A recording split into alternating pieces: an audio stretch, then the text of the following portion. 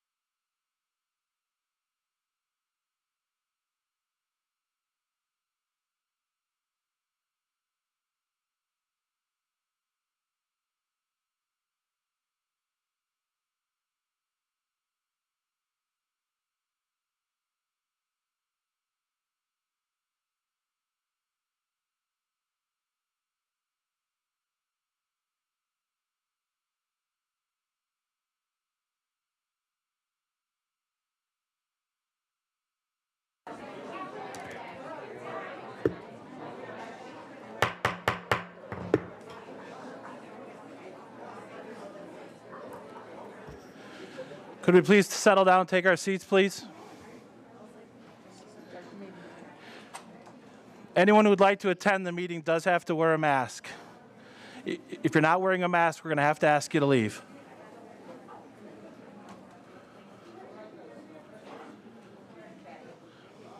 Also, if anyone wishes to address the board when we get to visitors' comments, there is a sheet at the table where you came in. Please make sure that's filled out. You will need to fill that out in order to address the board.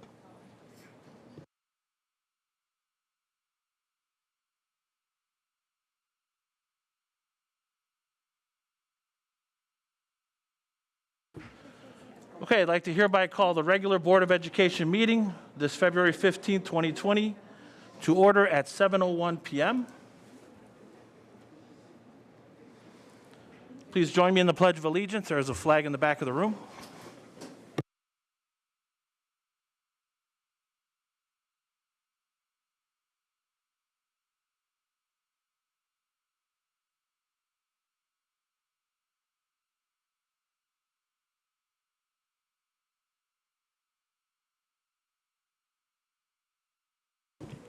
Dr. Stolzer, could you please take roll?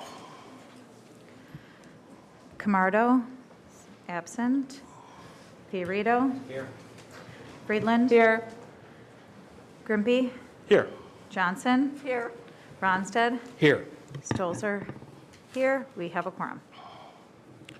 Thank you. Oops. All right, first up is the consent agenda. Would anyone like anything pulled or discussed? Okay, then I hereby entertain a motion and a second to approve the consent agenda as presented in its entirety. So moved. Second. Moved by Friedland, second by Fiorito. Ronstadt. Yes. Stolzer, yes. Friedland. Yes. Fiorito. Yes. Johnson. Yes. Grimpy. Yes. Motion carries. And I apologize, I just want to make one announcement. Dr. Wagner is attending a superintendent conference, which has been on the schedule for many months prior to the schedule of this meeting. In her place is Assistant Superintendent Jody Meggerly. I meant to say that when I started off, so I apologize for you, or to you. Next up is Board Communications, District Recognition. Dr. Schuster, we're looking to recognize the district food and staff, kitchen staff and playground supervisors.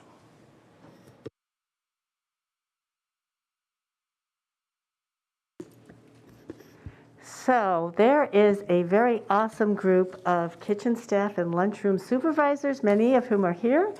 I'd like you to come up and join me if you could.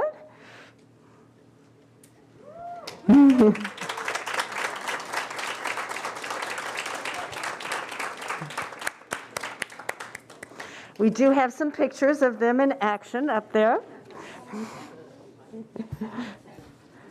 Okay. So you're good.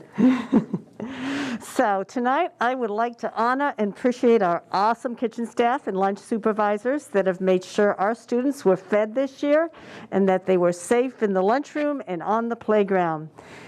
This year's been a very challenging year for them. There's been many disruptions to the normal way we serve meals. Students need to sit at the individual tables. You'll see them here. Their markings are on the floor.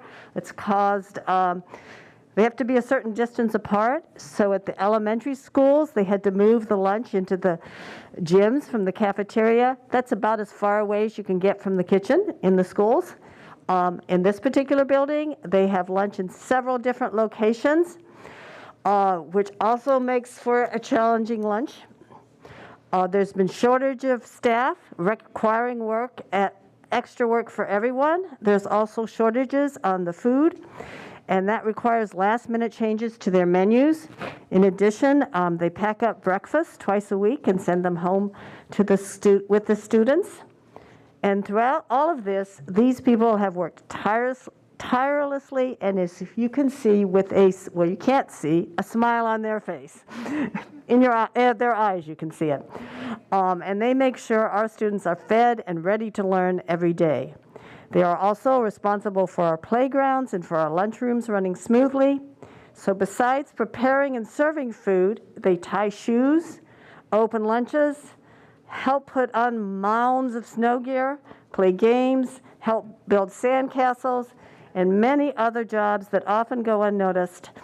But we are so grateful to them for keeping our students both safe and properly fed. So I would like to first recognize the middle school's kitchen staff. These ladies prepare all of the food for the whole district, and then on top of that, they serve the lunches to the students and pack up the breakfast. So I need to get my box.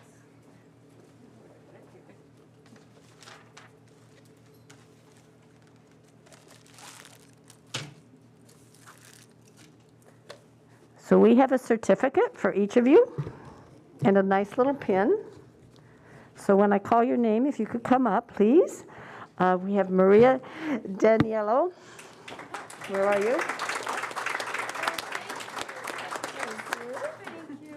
Thank you, Linda. We have Rula Andropoulos. I'm not so good with the last names.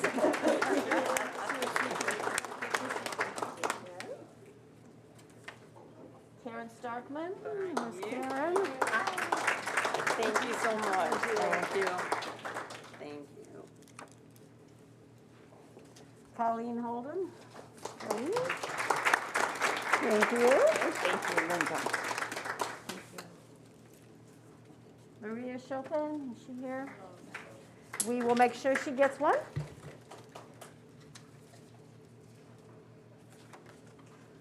Maribel Real, who actually works for District 25 but supervises our kitchen.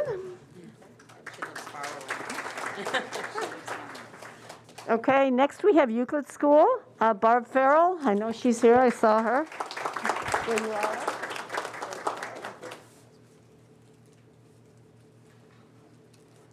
Elisa Magana.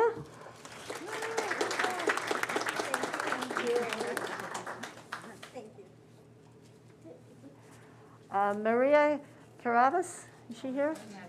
Not here, okay. We will give her her certificate. Neslahan Soltis? Not here either? Okay. Rolando, not here either? Okay. Sandra Drelishars, I saw Sandra.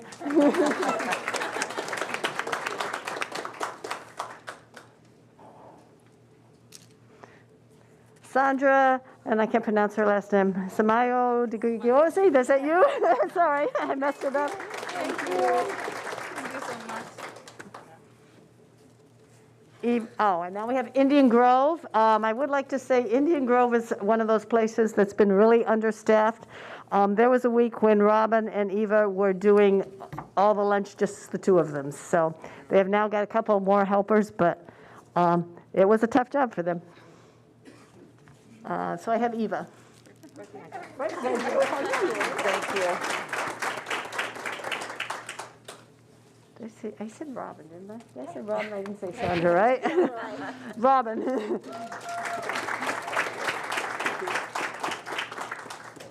Robin Conklin. And now we have Catherine Caulfield and Maggie Latocha. I don't believe either one of them are here. And then at Prairie Trails, we have Jennifer Kelly. Is she here? She's our newest lunch supervisor. She was the only one hired at Prairie Trails, so she's also been assisted by the teaching assistants both in the lunchroom and on the playground, and also on the playground, 2 of our board members.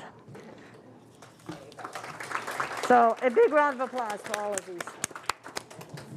Thank you all. Thank you. Thank you. Okay. Thank you. Thanks. I know you're going to come and help us tomorrow, right? Yeah. I'm short-handed again.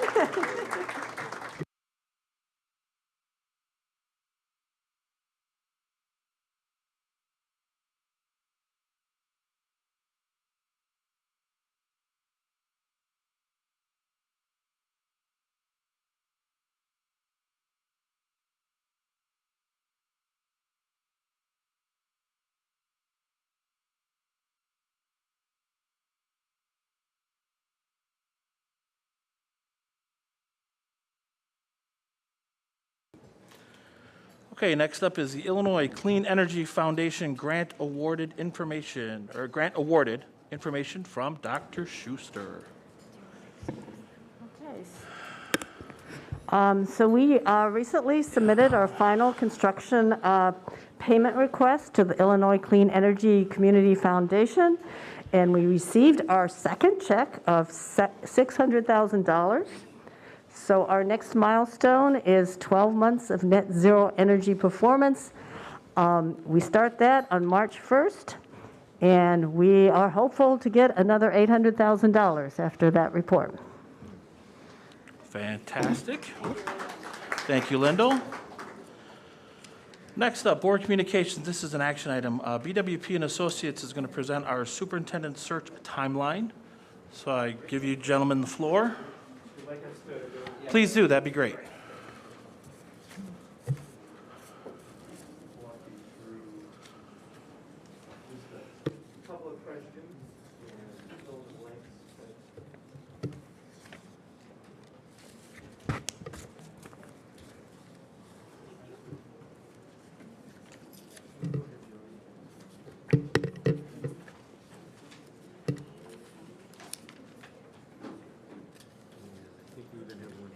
Do you? Oh, thank you. Good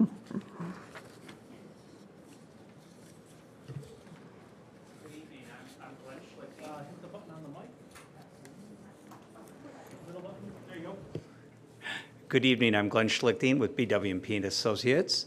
On behalf of BWP, I would like to say that we are absolutely honored and excited about working closely with you and the full district in facilitating your search for a new superintendent starting next year. So thank you. And I'm Mark Friedman with BWP and Associates.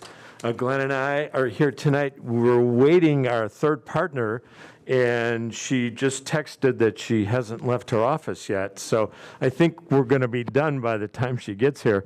But we're going to move forward. I think the most important thing in a superintendent search is selecting dates down the road. The worst thing you can do is try and get 7 busy people and open their calendars and look for dates to interview candidates like a week before you want to do the interviews. So we are very proactive. We want to start with that now. And we want to get to the end of the line and find no hitches as far as bringing everybody together to do the interviewing. So what we have given you is an overview of the steps as we see it in the process. So the first step is the selection, which you've done. Okay, great. The second step is completing our agreement, letter of understanding. That's been completed. The third step, vacancy notice is approved by the president. It was sent to Bill, and it is posted, and we have already received our first applicants. We sent it to Ben Finfer also, can put it on your website, wherever you want. The more publicity, the better it is. The more people who know about it, the more they have friends, relatives, and others that may be interested. Then we're here to talk about and review the timeline. Then the next step will be the week of the 21st, where we're going to conduct one-to-one phone interviews with each board member. So Glenn, Lori, and I, and we've given Lori the bulk of the calls, so you may get a female voice on the phone rather than us, and we will go through a series of questions. That phone call should be about 30 minutes. And if it shouldn't be too obtrusive in your day if you find the time you signed up for, and we'll confirm all of that with Patty. We'll accommodate another time. We just had to start somewhere with filling in the blanks as far as time slots are concerned. Then we were going to look at some dates to begin our community engagement process. And that community engagement process will include an open community meeting, but it'll also include some stakeholder groups. Those stakeholder groups, we can work with whomever you feel, whether it's Nancy Wagner or administrative team, to set those up. We can't do those. We don't have the ability to bring staff members together and to set up meeting rooms and meeting times. So we'll, again, look to Patty for help on that. But we'd like to do those on the 1st or the week of the 1st. We know you have a previously scheduled community engagement meeting that evening on the 1st, And your board president suggested that we take about 30 minutes of that time and use that No, you to... can have the whole evening. The whole... It'll be whatever you need for that night. We will talk about how much we think we need. We may want to bring more, maybe some of the other groups can come in the evening, and we could rotate them. So Sure. that would be great. So having that date already on your calendar is super. It really makes our life so much easier. So we'll work to refine that and come back with a definitive calendar. The week of the 28th through the 7th, we will post a survey. And this is where all the folks in the audience come in handy. We would like everybody who has any interest in the River Trail School District to complete that survey. It'll be posted on the district website. There'll be some email blasts that will go out. We'll use Ben Finfer and all his support from the PR perspective, and we hope to get hundreds of respondents to that survey. And the survey is going to be focused on qualities and characteristics that you'd like to see in a new leader. And it's really important that we get a good turnout for that. So we always rest with the district itself doing everything they can to help pump up that turnout. We know you'll do well there. Recruiting is ongoing. So once we've published the job vacancy notice like we have, recruiting is ongoing. We have applicants. That's the best way to determine, is it getting out there? The piece that's really important for some of us, the National Superintendent's Conference begins on Thursday, and I believe that's where Nancy is. And we have a recruiting booth. So we're going to meet people. We're going to meet a lot of people. We have 5 or 6 members of our organization that help out. So we'll be there in mass trying to identify potential candidates. This, by way of working with BWP and Associates, becomes a national search. So we are not limiting our search to candidates just in Illinois or the Chicago metropolitan area. We have expanded it to all over the country. Typically, we don't get that many candidates from outside Illinois, but we want to reach out and make sure we give people an opportunity to find out about river trails. The week of the 4th and the 5th, the 4th or the 5th of April, we'll conduct our candidate screening interviews. We don't know exactly how many we'll screen, probably in the neighborhood of 10, 12. It all depends on the depth of the pool and how many people apply.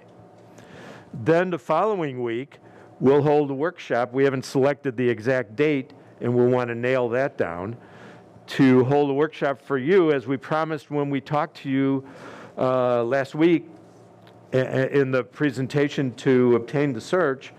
We talked about this workshop where we will do sample questions, we will go over the profile. Glenn will put together an amazing profile, and you'll get to see just exactly what all the subgroups are telling you. Then at that time, we will give you kind of an overview of what to say, what not to say. Stay away from these kinds of questions. These aren't legal, these are legal. We'll do all of that in that workshop. And that's about a 2-hour evening workshop. And most boards of education that we work with really enjoy that part. They like the interaction, and they like to know the ins and the outs. So if we need to give you 3 hours, we'll do 3. Whatever it is for everyone to feel comfortable when you start your interviews. Then after that week, we need to look at dates that you, as a group, will want to interview candidates. And here's the big question. So the pattern can be, you can do, let's say you're going to see 6 candidates. You can do 3 per night and do 2 nights. You can do 2 per night and do 3 nights. You can do a Saturday. You can do a Friday night and a Saturday. You can do it any way you want. But whatever it is that works for you in your personal lives is really important. Because if you're not able to find that time out of your personal life, then you can't be a full participant. We really want everybody to be a full participant. Go ahead. Yeah. And I think the earlier the better we get that date, because it also helps us with candidates as we're screening, because we begin to outline the entire process. And if we can give them dates, that really helps in terms of our initial contact with them. So that's the dates for the first round. Then we'll be coming back, and we talked about this the last time we were with you. There'll be a second round, and you'll be down to 2 finalists. And then you'll make your decision. So you'll need 2 more dates, or 1 date and split that evening up. So the final interview typically would be about an hour and a half. So you could do 2 people in 1 evening, or you can do 2 consecutive evenings and then take time to discuss the candidates. It's really your option. And we don't want to pin you down. You've got a busy schedule tonight. We don't want you to have to rack your brain over just picking a couple dates. But the sooner, as Glenn said, the sooner we facilitate those dates, we know we have them locked in. Then, by the end of April, you will have an announcement of your new hire, and that person will have 2 solid months or more for transition time. And that transition time, Glenn and I and Lori will work with them to help them integrate into the district. They'll be able to spend time with Nancy Wagner. They'll be able to get to know you as a board, members of the community. You'll probably do a reception and a welcome, all those kinds of things before that new person takes over on July 1st. So it won't be walk in the door on July 1st and everything be new. So those are the pieces. I know we talked really fast tonight. We know you have a lot on your plate. So the only thing I would say is, how do you want us to help you get those dates? Well, what I'd like to do is have Patty, she'll email the board and kind of ask what our preferences are. I don't know if everybody has their calendar with them. And we are still part of doing teacher negotiations for their contract with our Right, you union. told us that, So we obviously want to make sure that it doesn't impede on that. Sure. So I think what we'll do is we'll have Patty email the board. We'll respond with her, and we can probably wrap that up. There shouldn't be any reason why we couldn't wrap that up this week. No.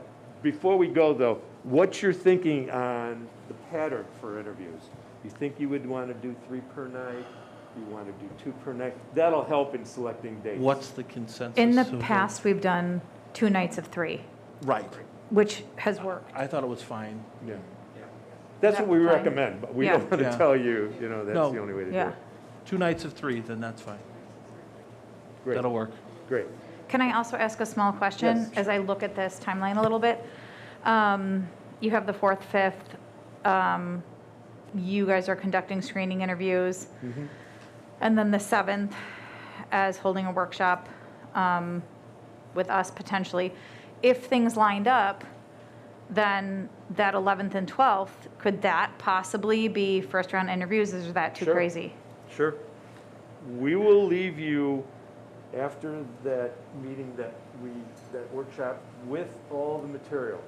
Okay. And we can pre-schedule the candidates.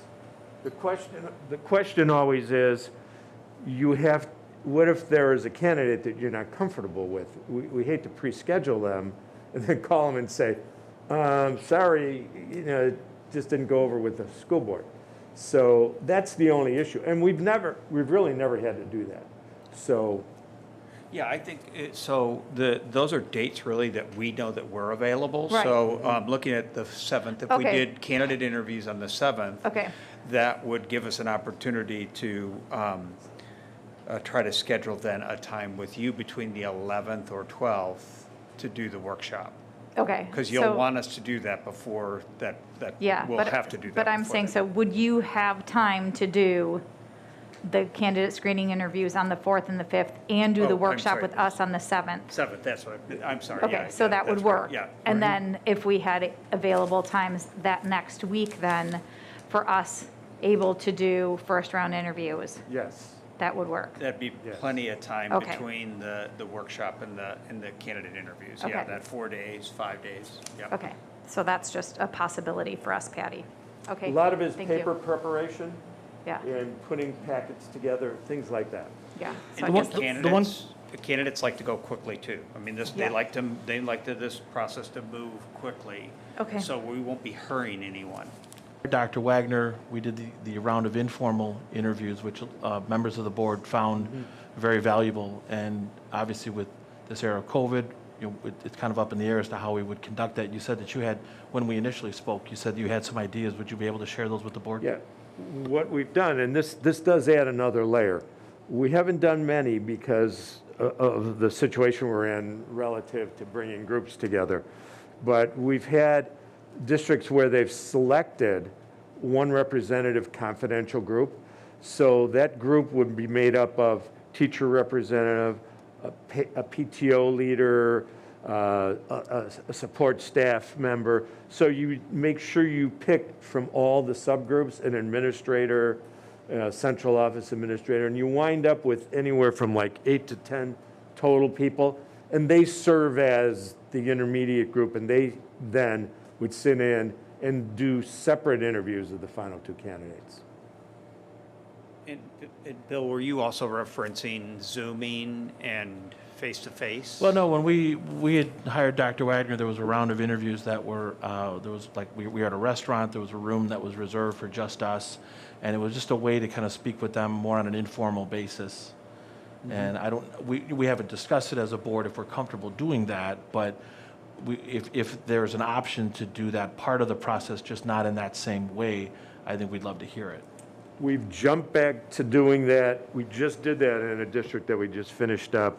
They went to a restaurant, got a private room. It worked out well. That was the old model. Pre-pandemic model was the two finalists would each go to dinner with the board. And it's a great chance to kind of like let your hair down, relax, talk, just hear about your personal life, all those things. We haven't been doing that in the last 2 years, but we have just picked that back up again, and it worked. So that's easy to put that in there because it just replaces the date for the second round of interviews. Sure. So not a problem. Okay.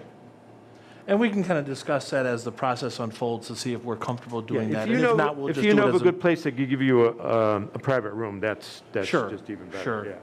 But we can discuss it as the process unfolds, and if not, it'll just be our second round of interviews, Sure, which is sure. fine too. Right? Yeah. Okay. Does anybody else have any questions? Well, just to, Patty had a question. Yes, Patty. Right there. So for the first round of candidates, what's the time frame per candidate? So I know how to block the time. How much time per interview? About an hour and 15 minutes. Yeah, it's nice to schedule an hour and then leave 15 minutes in between. You may go over, that way you've got a time frame of an hour and 15 minutes per. Anybody else? I'm sorry, Donna. And for that second round, but I don't know if you're going to say this, Donna, that what you had alluded to, I do think, Bill, unless I am speaking out of turn, I think we are interested in having stakeholders part of interviewing our final candidates, and that we have done that before, and in that sort of stair-stepped model. By the time we get down to like our Sure. final three, we would want those stakeholders, that group that you discussed, we do want that. So that was like Bill was saying, we were more referencing that informal piece, that, breaking bread together. But we definitely want what you're talking about. I don't think that's necessarily negotiable, right? Right, I think we want to do both. Yes. Yeah, Great. absolutely. We facilitate those and put those together and can work with your team to organize. Okay. Donna? I'm okay with the timeline and the process. I'm okay with the timeline and the process. I wanted to ask about your letter of understanding. I want to make sure that I understand that you're considering this a contract. We call it an agreement. I know you call it an agreement, but there is a fine line between a contract and a letter of understanding. So I want to make sure that as a board, when we're signing this, the intent is for this to be a contract. Sure. Okay. So I need the board to understand this because I did some research, and if the intent is for both parties to consider this a contract, then in court, if something goes awry, it is a contract, it's considered a contract. Otherwise, if we don't publicly state that we both agree the intent is to be a contract, one of us loses out. We're fine with that. Okay, I'm fine with you saying you agree. And our legal team reviewed it as well. And Oh, yes, they I've got did, that yeah. approval. I've got that, as does Patty, so. Anybody else? Okay. Then can I get a motion and a second to approve the superintendent search timeline? So moved. Moved by Fiorito, Second? second by Johnson.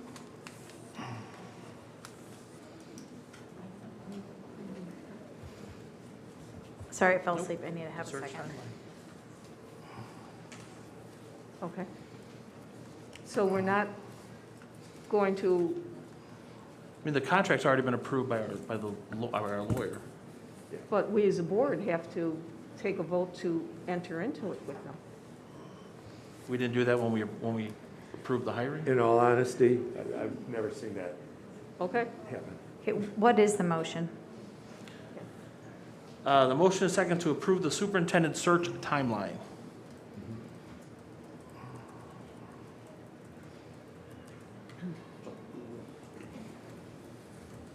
Okay, thank you. Stolzer, yes? Friedland? Yes. Fiorito? Yes. Johnson? Yes. Ronstadt? Yes. Grimpy? Yes. Motion carries. Thank you. Thank you. Thank you, gentlemen. Appreciate you coming out tonight. I'm sure, absolutely. No doubt.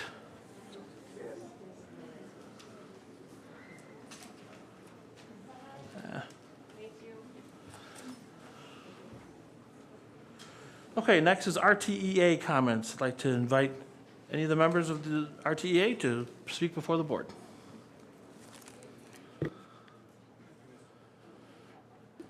Thank you, Mr. President. On behalf of the River Trails Education Association Executive Committee and the entire membership, I'd like to thank the board and the administration for our excellent working relationship. Before you tonight is a resolution on masks becoming optional on the 28th of February. I think it's pretty much the elephant in the room, as it were. The Sangamon County TRO has really become quite a hot button topic. It's become as much around the entire community as it has with all the educators in our association. At this time, we have no stance on that date. If you choose to make masks optional on that date, we're okay with that. If you choose to push it back, we'd generally be okay with that too. The biggest consideration moving forward should be safety and consistency. Thank you very much. Thank you, Bob. Next up is visitors' comments. At this time, I'd like to recognize any member of the audience to approach the board with their comment or question by completing a visitor comment sheet, which was on the table at the beginning when you walked in. Please note that the board and administration typically do not respond, and if you are wishing for a response, please provide your name and number or email for a member of the board or administration to get back to you. There is a second opportunity for visitors' comments later in the meeting. Speakers are encouraged to limit their time for others to participate. A 5-minute time limit per speaker with 20-minute minimum length on one topic and an overall 30-minute minimum for visitors' comments. After that time, the board can move all further comments to the second session or continue comments and establish an ending time, which is per our board policy. We do have some that were submitted online. Residents are able to submit them on our website up until 3 p.m. the day of a meeting. Vice President Friedland, do you have those, and do you mind reading some of those for us, please? Sure. Do you want me to do that first, or would you like? Let's start with yours. I am just going to pre-apologize to anyone whose name I do not pronounce correctly. Katarzyna Zlewinski. We want our kids to have an option to wear or not to wear a mask. This should be each family.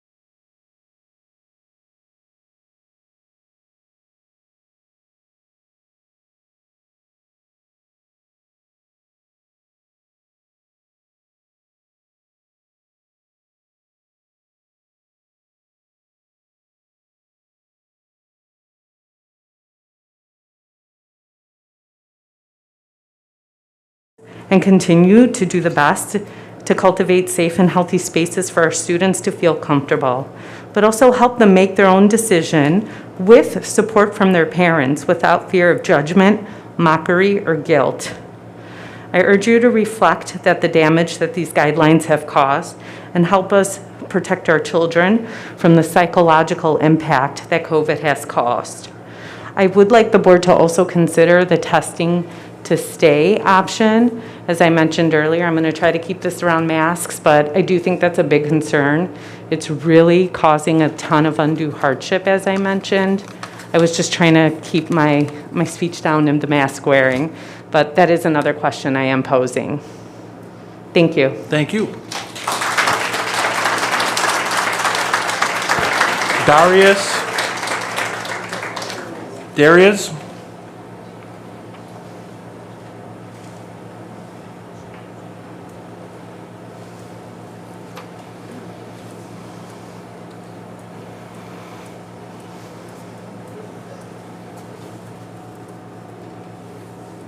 This is good to go? Yep. A couple questions for the board. One is on, since we started talking about the lunch menus at the beginning, what is the board doing to improve kind of the health This is quality? not just so you know, it's not a like question and answer. You're free to make your comments. And I'm making a Great, thank you. You mentioned that you're going to be able to answer that later, right? Right. We'll have someone from the Exactly. district contact you. So my question is, what is the board doing to improve the quality of food that is served to our children? Kind of looking at the menu, this kind of sodium injected hot dogs, chips, and then everything else that's on the menu, definitely causing obesity, that's causing negative effects. So I would like to understand what's the board doing to improve that. Second question is around, sorry, I lost my train of thought. Yeah, let me get my sheet.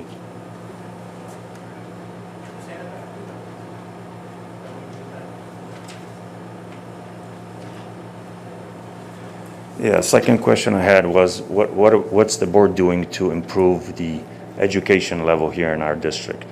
I have a child that went to John Hersey High School who has informed me that majority, I think she referenced 80% of students that are in advanced classes there have gone through MacArthur and that school district. So are we doing any benchmarking to ensure that the level of education is the same? Because there's certainly kind of the number of children that go to advanced classes should be somewhat even across both. So that was my second question. Thank you for your comments.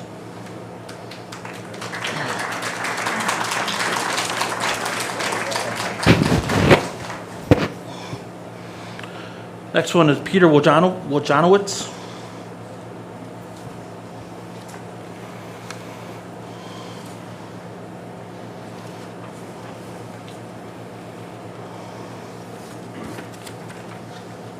Good evening, everyone. I'm going to remove that so you can understand what I'm saying.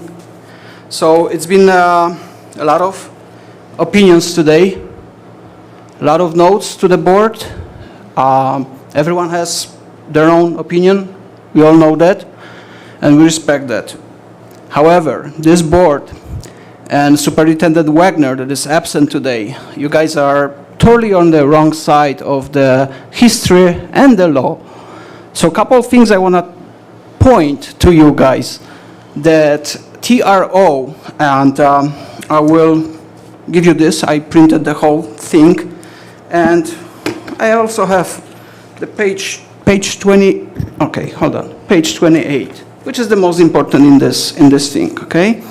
So this is the ruling of the judge and the footnotes, okay?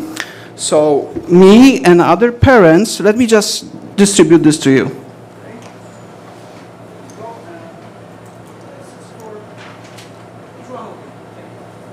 Feel free to share this, okay?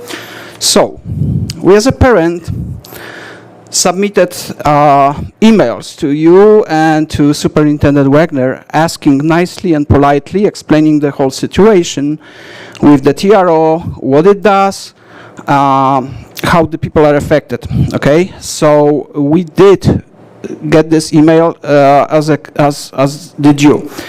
I hope that you all read those emails.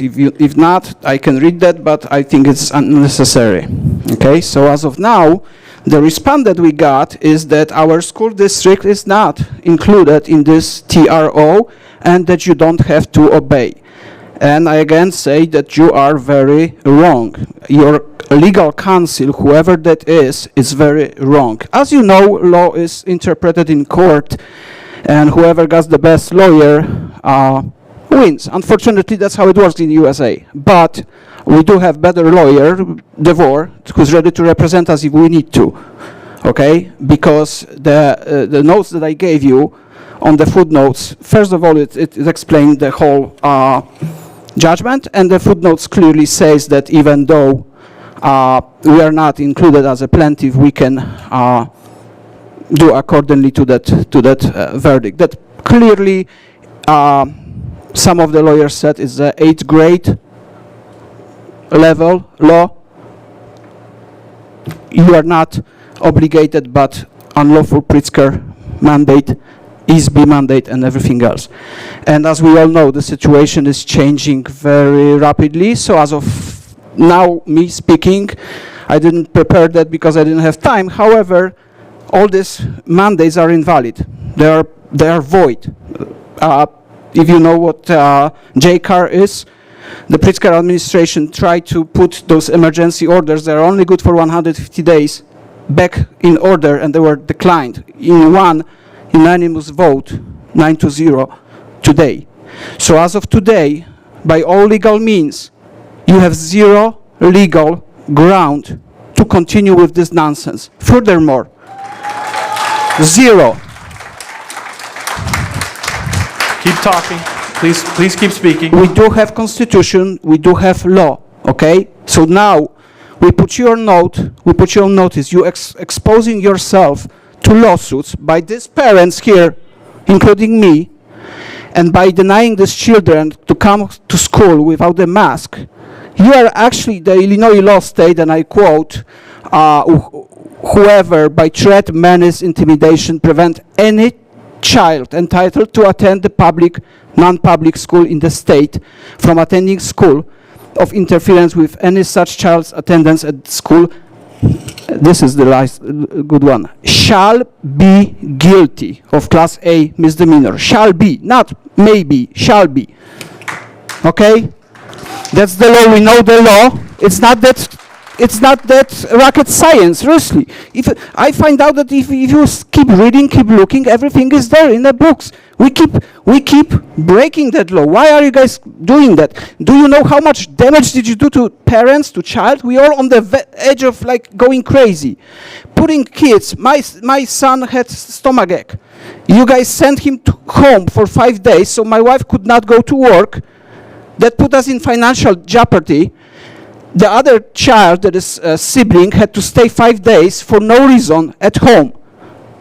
That's everyone has that situation all the time. You're almost at the 5-minute limit. Please I know, wrap it up. I know, all the time. You guys doing this to parents, to children. This is enough. I'm being nice, I'm being polite, but to the point. Enough is enough. 852 school districts in Illinois. As of today, over 630 mask optional. Not 145 that was named. You're over the limit. We're going to have to ask you to wrap it up so we can get other people to remember, 600 school districts over. Thank you. Thank you. April Pesci, you're next. April Pesci. Is there an April Pesci in the room that would like to speak?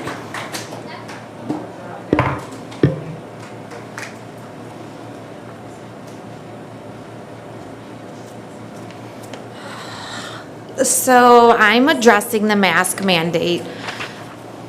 I get the safety of our kids and our staff. However, you guys have done the mitigations the state has asked. You guys get paid back for all those mitigations that you guys follow. However, ultimately what builds our children's immunity is getting germs. Germs build your T cells, which in turn protect your body, so then you don't get sick. So all of our kids living in a bubble for the last 2 years has like taken a toll emotionally, socially, developmentally, everything. And then not only that, it affects their immunity. So then therefore a simple cold is gonna turn into pneumonia and turn into more and more and more and more. Germs help build immunity. For years past, what did the people that have a weak system do? You protect yourself. You don't send your kid to school sick. Most parents do that. However, keeping all of our kids masked, making kids stay home because they have to quarantine when they're not sick. My child has had to stay home 3 times and not a flippin' thing was wrong with him. You know what he was concerned about? Not getting a perfect attendance. My kid still wants to come to school even though he has to wear a mask. But he's denied all this because he has to quarantine when he's not sick. Mom, why do I have to stay home when I'm not sick? Well, that's kind of what they're doing. It's to that point where kids are getting smarter. They're noting, hey, we need germs. We're going to get sick over something dumb. So let the kids wear a mask. Like the ones who want to wear a mask, cool, great. Let them do it. But don't deny the kids that aren't vaccinated, aren't wanting to wear a mask. It's teaching our kids to be segregated against other kids, and kids are not supposed to do that. Most grade school kids learn to get along regardless of nationality, whatever choice it is that they make. This is the grounds where we teach that to our kids. Masking them, segregating them, vaccinated, unvaccinated, mask, not mask. You're all teaching segregation and discrimination. So I don't know what you want your kids to learn, but I don't want my kids to learn that. Guys, we can't hear if you clap. That is not what I taught my kids, and that's not what I will allow my kids to be taught. Thank you for your comment.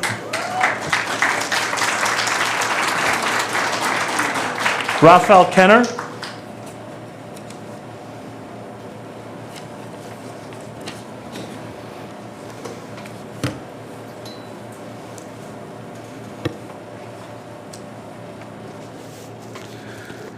Good evening, everyone. I'm glad that we're finally able to have this conversation.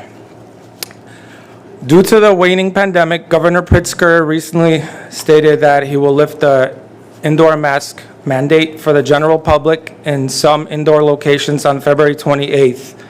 As a result of the fastest rate of decline in our COVID-19 hospitalizations since the pandemic began. His website says that schools need more time for community infection rates to drop. What is the likelihood that our district will lift it sooner? Illinois legislators today voted against extending school mask mandate. What does this mean to us today? We're now ending our second full year of COVID and beginning the third. Since the start of the pandemic, we were told we need to lock down, mask up, quarantine, social distance, vaccinate. Do we remember why? It was so that we don't overwhelm the hospitals. Well, guess what? They're not overwhelmed anymore. Numbers are in a downward spiral.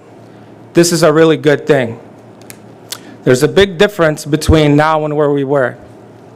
We now have vaccines, shield testing, masks for those who choose to wear them, improved cleaning practices. We keep our kids home when they are sick, and most importantly, we have constantly improving treatment options for people that have contracted COVID and got hospitalized. Let's not forget the best weapon, our immune system that develops immunity to COVID after going through it. We don't give our immune system enough credit. Kids don't get sick from COVID like we do. If they did, there would be a separate COVID breakout within our schools. Kids don't wear their masks properly at all times, especially the smaller ones. Let's also mention all the play dates in our homes. Are the kids wearing masks then too? Let's be honest here. During warmer weather, are the kids wearing masks at the playground across the street from the school? We all know they don't. When the kids play with the neighbors down the street, run into their house to play a video game or get a drink of water, do they wear a mask then too? We all know they don't. All you have to do is go for a walk around a neighborhood on a warmer day. They're all playing together, maskless. So where's the breakout in the schools? There isn't one. What is it, like 1 or 2 a week? Most of the masks worn by kids are useless anyway. The only mask that can protect you from COVID is N95, which is worn by healthcare professionals, which are fitted for them. Most kids don't even wear paper surgical masks. They wear cloth masks that are totally useless, possibly even more harmful because they are reused. So if kids are wearing masks that don't work while in school and then playing with their friends maskless outside of school, why isn't there a huge COVID breakout among the children? Why make them wear masks that don't protect them from COVID? We need to take a step back, look at this with some common sense and logic. Some people might say it's to protect the families in their homes. Why are we putting the burden on our children to keep the adults from getting COVID? It's not their responsibility. Shouldn't we as adults take the responsibility and do everything we can to improve our own health? An example, make better choices in what we eat, exercise, get vaccine if you choose to, or don't if you don't want to. It's your choice. If you feel the masks work and protect you, then just continue to wear them. No one is telling you not to wear them. That's your choice. I respect that. However, respect goes both ways. My right to choose what's best for my family is my choice, and you need to respect that too. Other districts are going mask optional due to the TRO ruling from Judge Grishow. The pandemic is waning, the numbers in a steady downward spiral. Just one example is Betsy Ross Elementary District 23 Prospect Heights, which was not in the lawsuit. Classrooms are mask optional. You're almost at the limit. Please wrap it up. I'm almost done. What are we waiting for? Why are we not doing the same? Are we looking at different data or science? One thing I haven't heard from the school is any talk about mental health. Why keep talking about what's best for the staff, students, families? But are we really doing what's best for the mental well-being of our kids? Aren't we worried that what kind of implications this will have to our kids' development and mental health by continuing the masking for who knows how long? When we finally go mask optional, this is my question, when we finally go mask optional, I am concerned about the transition. Will there be any instruction or support from the teachers to the students regarding bullying or shaming from either the masked or the unmasked sides? How will the transition be handled? How will the teachers create an inclusive environment for the children so they can come together, be less stressed, anxious, and worried? I urge you to take action now and go mask optional. There's no better time. Let's see their smiles again. Thank you. Thank you. Thank you for your comment.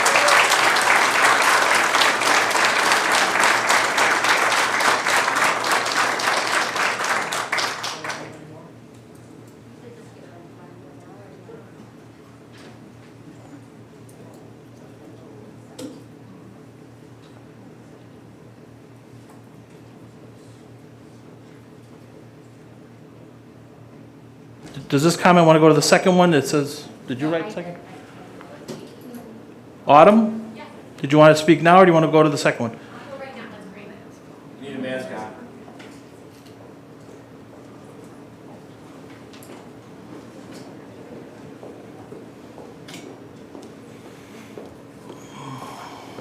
So, hi to you guys.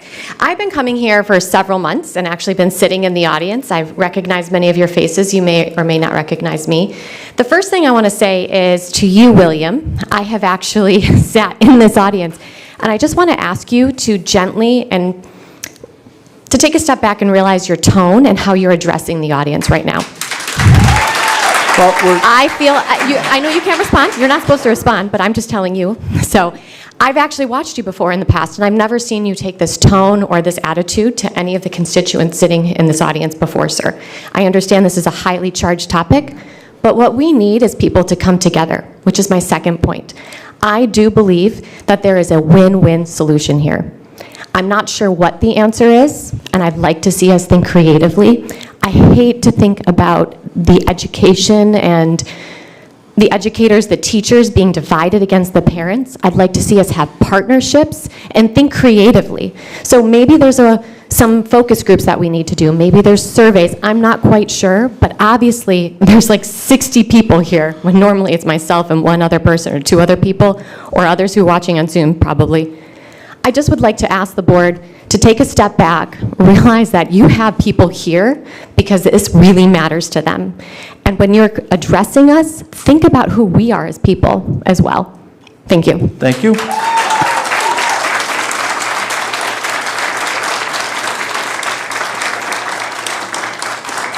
Okay, Dr. Schuster, Lindell, takes us to business services.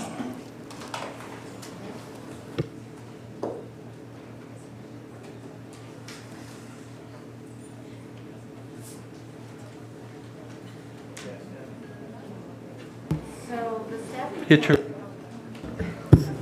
Right. The staffing plan that is in your board packet and that we're asking you to approve is a draft of how we see staffing needs at this point in time, prior to registration. You will note that there are areas we are still monitoring for possible additional staff, like Euclid first grade, where we have a very small bilingual section. For enrollment, we are down 1 section at each school. Our enrollment forecaster, Charles Coffran, just provided us with a new forecast. He is right now only forecasting 131 students at kindergarten. We will start registration on March 8th, so maybe we will get an idea if that's correct, but that's what we're including in the staffing plan for now. So beyond that, the staffing plan includes an interventionist at Prairie Trails, which is partially funded by the ESSER grant, adding an interventionist at the middle school to provide a solid RTI program at that school.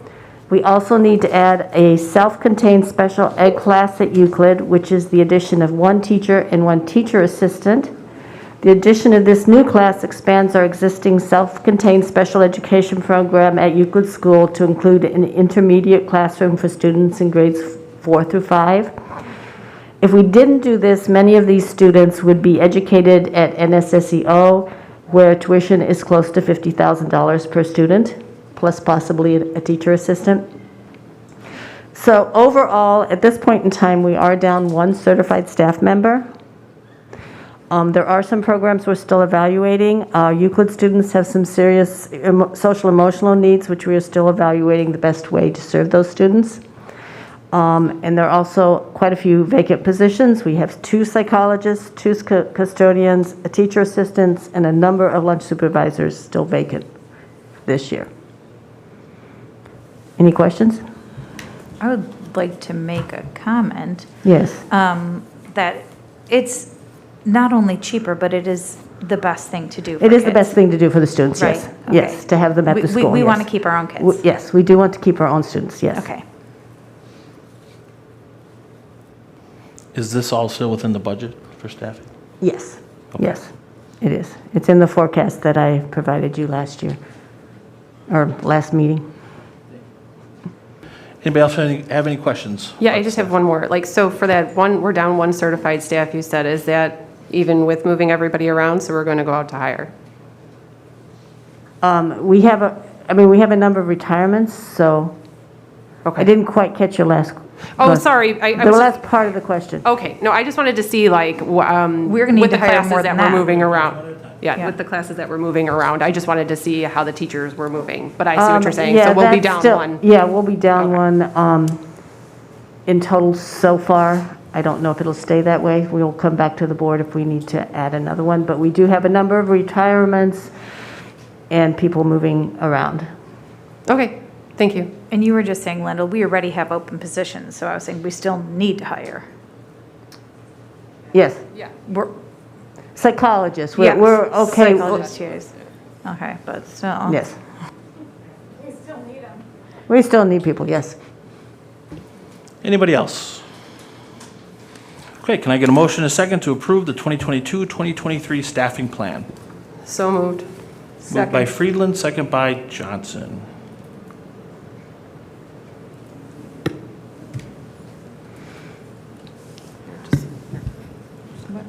I don't know what's happening, sorry.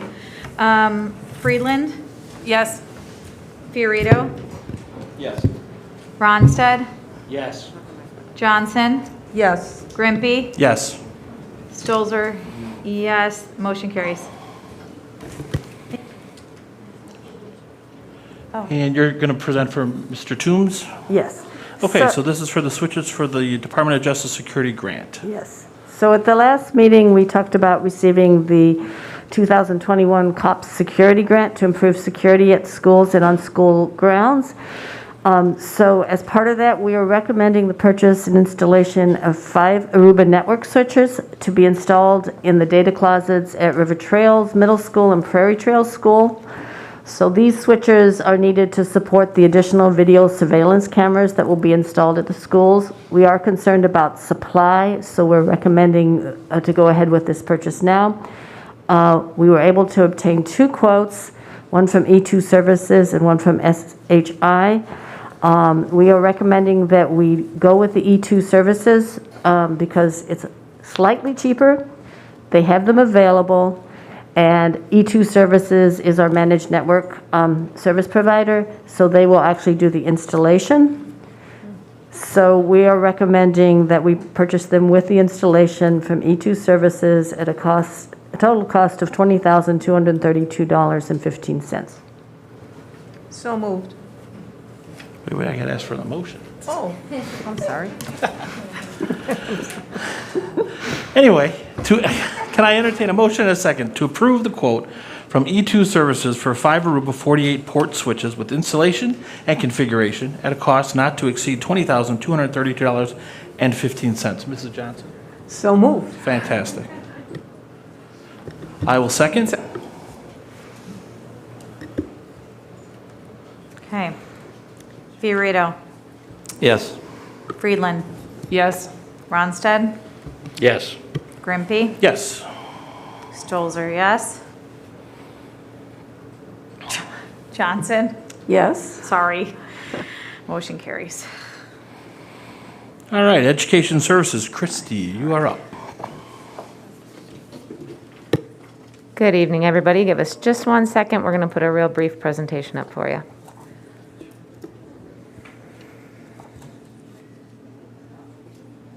Thank you, Patty.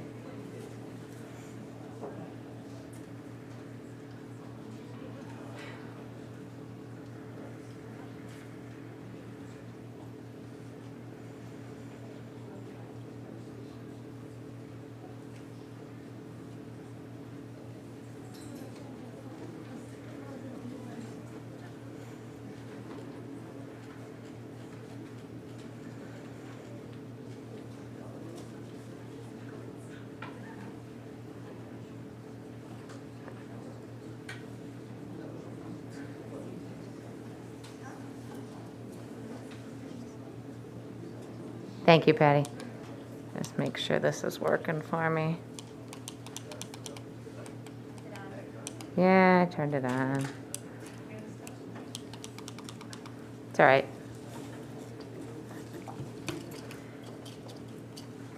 I'm going to get started, and while we figure this out, I'm just going to walk over and click. Does that sound okay with everybody? All right. All right, thank you for this opportunity this evening. I wanted to bring you a very brief presentation and an update on summer school. I feel like we were just here last year trying to reinvent the way we were doing summer school, and here we are again, and it's February. So thank you for giving me this opportunity.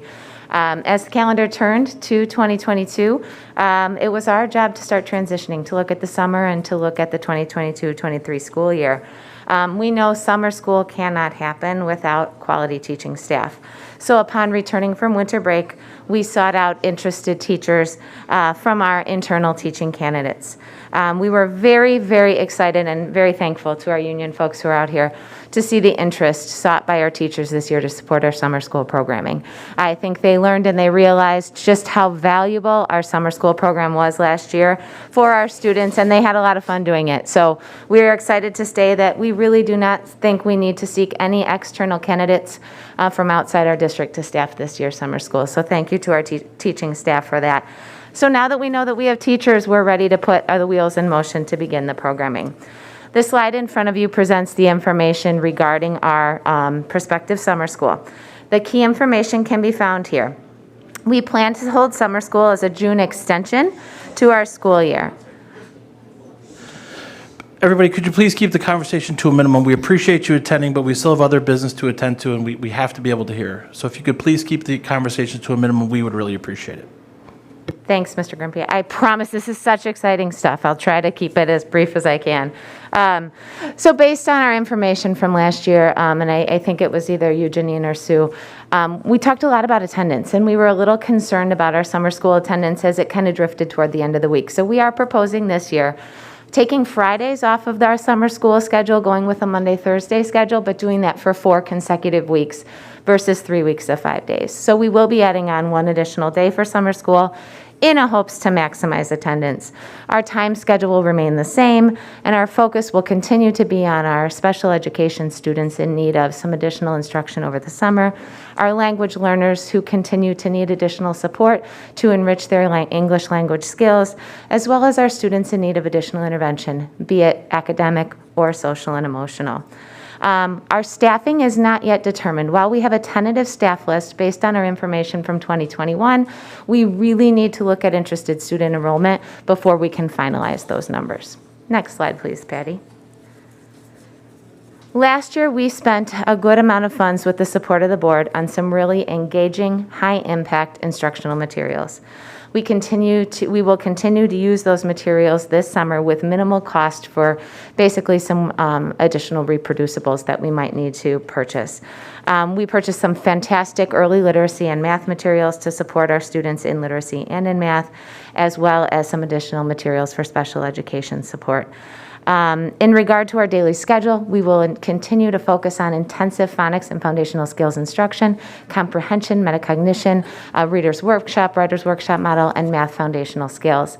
We will be building in social and emotional learning time for all, starting out our day very similarly to how we do so now, with morning meeting, advisory time, connections time for our students, and we will find time in our day for daily gross motor or fine motor activities. In regard to special education, Jody usually stands up here with me, but since she's stealing the thunder in the next presentation, I thought I'd steal this one back. So with our extended school year students, we will focus on their IEP goals. We really look at what we call regression and recoupment. Where do our students struggle to maintain their skills, and what can we do to help them recoup any skills they may lose over an extended period of learning lost time? So we will focus on those IEP goal areas. Next slide, please, Patty. This probably looks very familiar to you. This is an example of what a typical school day would look like for summer school. This is an example of a first grade schedule. So again, this is something that you have seen before. Last year, I failed to highlight the great work done at River Trails Middle School during the summer. Many of you are familiar with the Train Like a Chief program. We have renamed that with our wonderful new mascot, Camp Raven. The purpose of Camp Raven is to really allow our middle school students access to each other, access to their peers, access to social emotional engagement with one another, access to activity. We were going to continue this program. Coach Cooperman is again kind of taking the lead in scheduling this with the middle school. We'll be able to run this in 2 sessions at the end of June and early July, Monday through Thursdays. It is at a very fair cost. There is a small cost for students to attend. It is $50 per session. That comes out to about $2 an hour or $6 a day. We, of course, do have financial assistance for students who are unable to pay to participate. It's a fantastic program. Because we are limited by the surrounding work that's going to be done at River Trails most likely this summer, this program will be outside on the field, and it will be mostly physical motor athletic based. Registrations for that will come home in April. It would be irresponsible not to speak of costs and revenues. So our costs for summer school are somewhat extensive. It can be costly, and those costs come predominantly in staffing. We do have an hourly rate in our current negotiated contract. Because this will be happening prior to July 1st, we will be working under our current contract that we have in agreement, so it'll be a $30 per hour rate for teachers. We do provide transportation for students to Euclid School. One bus is approximately $4,400. Last year we did run 2 bus routes, and we have some materials, as I previously mentioned, that will need to be replenished. I'm approximating that cost to be around $5,000. We have funded for this, or we have budgeted for this through grant funding. Through Title III, we have approximately $11,000 slated for summer school, and using our ESSER III funds for approximately $31,000. As I mentioned on the previous slide, Camp Raven does have a small enrollment fee of $50 per student, which does bring in a couple $1,000 to help cover costs, and the remaining would be covered out of our operating budget. So part 2 of this, you have a lot on your plates over these next few months. So because we have our wonderful curriculum committee that has been begun with the board this year, I will bring part 2 regarding summer school planning to our next curriculum committee meeting that will be reported out on to the entire board should you have any questions. But I will take any questions now if you have any. Any questions? No, but I just want to say thank you for focusing on what we talked about last year. Yeah, you set the bar high last year, so this is We try. absolutely. And I did ask Christy some questions about like Camp Raven, and then she did anticipate some academic programs happening at the middle school for targeted students. Yes. Okay. Anybody else? Only during visitors' comments. You can ask at the next section of visitors' comments. Yes, sir. All right. Thank you very much for your time. Thank you.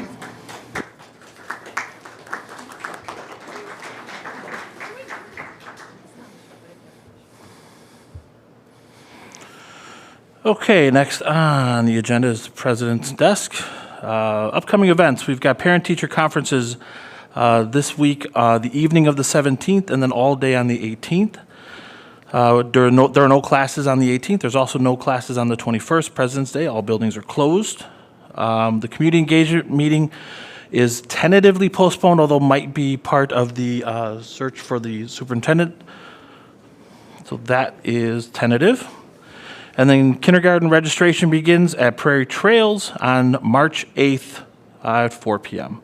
And then we have our next board meeting on March 15th at 7 p.m. here at River Trails Middle School. All right, next up is COVID mitigations. Jody, that's you. Okay, thank you, Patty. Did you get the clicker working? All right, you're gonna hang with me? Okay. So thank you for this opportunity to speak on behalf of the administration and bring our recommendation forward. Go ahead to the next slide, Patty. So we're going to kind of start with our current affairs, the current state of what's happening right now. Some of what I'm going to say we heard, so I apologize for the redundancy, but I'd like to make sure we're all on the same page. So many of you are aware of the current state that we're in regards to the February 4th court ruling. So I'd like to summarize a few things. On February 4th, a circuit court downstate judge issued a temporary restraining order, which we heard tonight as a TRO. It's referred to as a TRO, that lifted 3 significant COVID mitigations, which affected about 170 school districts in Illinois that were specifically named in the lawsuit. We were not one of those school districts.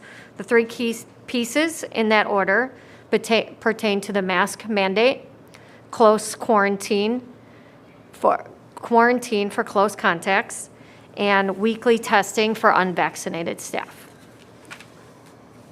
Go ahead to the next slide, thanks. So what? So right now, the Illinois Attorney General has appealed that order. So right now, we're waiting to see what the decision is and expect in the next few days, most likely on February 17th, by the end of the day, we're waiting to hear whether or not the governor's mandates will be upheld and what the decision is in that court case. Additionally, we know that Governor Pritzker is planning to list the mask mandate beginning February 28th. He has not made any changes to schools, but we anticipate that could come, as he said, in the next few weeks. So now what? So here we are. We, as I said, the appellate court could overturn the temporary restraining order. That's one option, which would reverse the decision for all schools, taking everybody back to fully masked. So that's one thing that could happen. Another piece, the appellate court could uphold the TRO. The ruling would have, we anticipate, a lengthy opinion that would be attached to it, outlining detailed instructions for most likely the named defendants and school districts not named in the lawsuit. So again, that we anticipate is coming Thursday. And number 3, we would anticipate that Governor Pritzker could make an announcement overturning his own decision about masks anytime. However, the JCAR, the Oversight Committee, did vote today against extending the emergency rule on masks. So that's a third piece that we have as part of this. So part of what we are considering in either of these options, especially with the Governor Pritzker one, it gives us no control over the timing and the details. So even with all of these, the board could choose to follow the mandate or retain local authority. So that's where we are right now. So next slide, please. Our administrative resolution proposal, we know this timing isn't ideal. We wanted to be thoughtful as we watch districts scramble to make sense of everything from a Friday evening, afternoon, late afternoon, to flip everything for Monday. So we want to do this carefully as we have every step of the way through this pandemic, navigating the unknown. Therefore, our proposed resolution for the board is beginning Monday, February 28th, we will become a mask optional environment. We will discontinue quarantine requirements for close contacts, and we will eliminate the testing for unvaccinated staff. So some have asked, why now? Go ahead, Patty. A couple of us cabinet members had the opportunity this past week to sit in on several legal discussions to learn more. And they broke it down in terms of 3 areas to consider when trying to make this decision. One perspective is the legal perspective, the political perspective, and the practical perspective. So in terms of legal, what's legal? We know now that we have legal rights on both sides. We've got a ruling coming down, so we've got both sides covered there. Politically speaking, and I'm not talking the state, I'm talking about our community. What is the political stance of our community? Where's the community on this issue? It suggested that we look at the community and weigh the desire of the community. From the feedback that Dr. Wagner has shared with us, it's that our community is split, supporting both sides of the mask mandate and moving to mask optional. So there we've got both sides again. The last perspective is the practical one. What is the most practical decision given our circumstances right now? We know that a number of surrounding districts were named in the lawsuit and they have moved to mask optional. One of those districts being our own high school feeder district. In the past week, a number of other districts have moved to mask optional, either through their regular or special board meetings. We have a pending court ruling and a potential announcement from Governor Pritzker. So again, what is the most practical right now? February 28th gives the school district 6 days, 6 school days to consider the emotional piece, the potential anxiety that students may receive, the opportunity to talk about and promote choice and acceptance. And so we are asking for the 6 days so that we can plan and be ready with this change on the 28th. So moving forward, what changes will occur? Everything will be in place except for the pieces that I speak about tonight. So things like cleaning, air filtration, spacing, things that we have set that I do not speak about tonight will remain in effect. So I kind of just alluded to the additional social emotional support. We do have time in the school day at elementary and middle school to have conversations with kids. So we would deliberately and purposefully focus this time to talk about how does it feel to have your friend choose to not wear a mask, how to accept others' decisions, and make sure that as a community we are ready to make this transition. Some of those topics we listed are, again, acceptance, respect, honoring, not influencing, and being able to go to an adult in who your trusted adult is if you're not feeling comfortable. Another piece would be, again, close contacts and quarantining. Individuals that are COVID positive would quarantine for the 5 days, and have two options, basically to return with a mask for days 6 through 10, or they can choose to quarantine for the full 10 days. Close contacts will not be quarantined, and we would ask that any student with COVID symptoms stay home for the 5 days, but may return with a negative PCR or rapid test as long as they are not exhibiting symptoms. Building and parent notifications would continue. However, parents would receive notification that is more in line to our communicable disease notifications. When a case, staff, or student occurs at a grade level, parents at that grade level will be notified. No student or staff identifiable information would be shared. In terms of face masks, again, mask optional during the school day and at all after-school activities. Masks are still required as of now on school buses for after school, on the way to school or home, and for any after-school activities. When students and staff attend events at other host schools, they would be required and expected to align to that host school's mitigations. In terms of instruction, high-quality instruction will continue with no change, day-to-day instruction. Any students who are deemed medically fragile we will work with the family to build a plan that is safe for that student and provide them an education.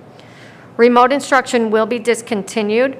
Originally, it was tied to the ISBE's mandate for quarantines and began with a 14-day quarantine at the beginning. That has since been reduced significantly. And so remote learning, since there's no quarantine for close contacts, remote learning will no longer be an option. Instead, students will access their online portals to make sure that they're getting assignments, receiving assignments, which restores our pre-pandemic practices for addressing assignments when students are ill. Students who test positive really should focus on recovery and will be caught up when they return to school. Weekly shield testing will continue as long as we maintain 100 participants at each building site. Families who have previously opted out will have the opportunity to opt back in. And again, mandatory testing for unvaccinated staff will no longer be warranted. And then just kind of finally, to wrap this up, we understand that it's going to take a community to continue to move forward in a positive direction. River Trails has always been a place of kindness and respect, and we know this is scary. We know it's different, but we know that we've overcome a lot of obstacles so far, and we've done it together. So we want to continue to work together, treat individual choices with kindness and respect, so we can move toward our end goal of returning to pre-pandemic life. So again, the resolution that we bring to you today is beginning Monday, February 28th. We will become a mask optional environment, discontinue quarantine requirements for close contacts, and eliminate testing for unvaccinated staff. Okay, does anybody have any questions? I think mine was just a clarification again on the PCR rapid test. Like we would only continue to accept tests from like Walgreens or wherever. Right. Not wherever. Well, I'm sorry. like a Walgreens from like a laboratory? laboratory service, yes. Yes, adding a rapid test is new. Previously, we have only accepted the PCR lab base, so we would accept a rapid test performed at a location, so At we a can have a facility. documented. Again, there are things that we may continue to revisit and talk about, but that is a new piece for us. Okay, thank you.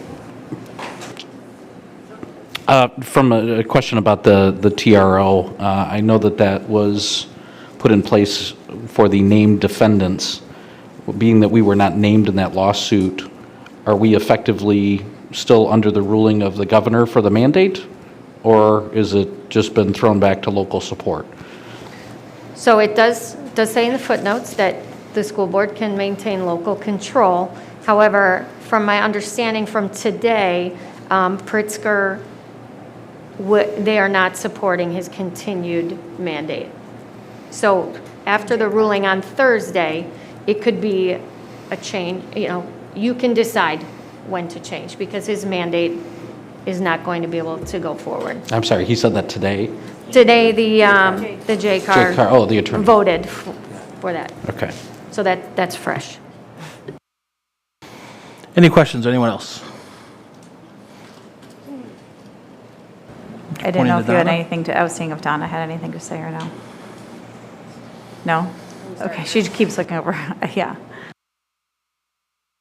I didn't know if Donna's leaning forward. I'm asking if you had anything to say, Donna, but she keeps looking over her shoulder. No? Okay. So I want to know, Jody, if we parsed out the quarantine and testing of unvaccinated staff and wanted to make that end sooner, how doable is that?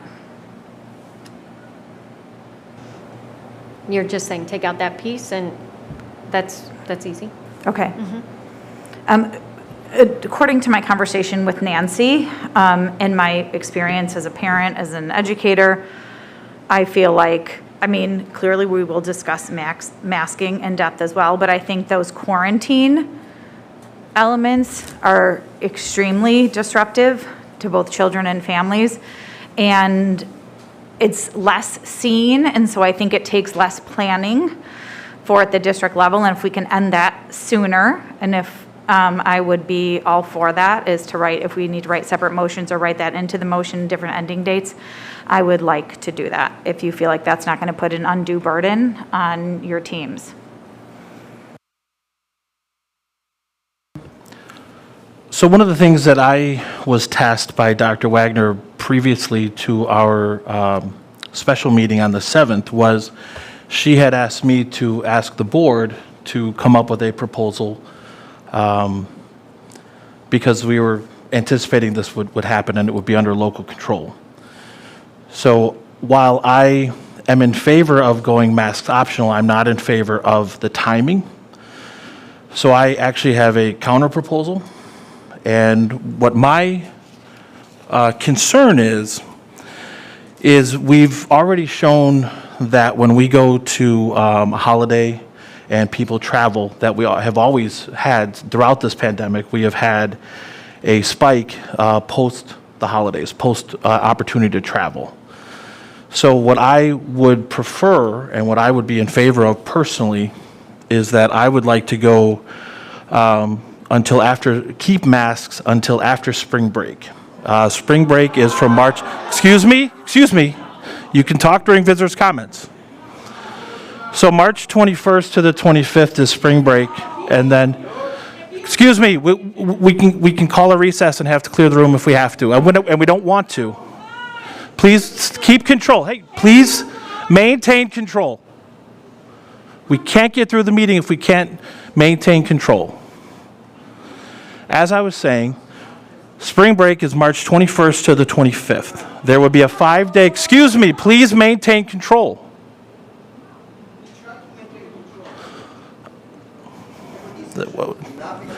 So we have a 5-day quarantine period after the conclusion of spring break, which would then take us to Monday, April 4th, where I would then be in favor of going masks optional while maintaining the rest of the efforts that the staff put together. And I would also like to turn to some of the members of the teachers union of RTEA to ask their input. I believe their input is very valuable, and not that it's an us against them as far as the two resolutions, but I appreciate their concern and their input. So Natalie or Bob, if you could.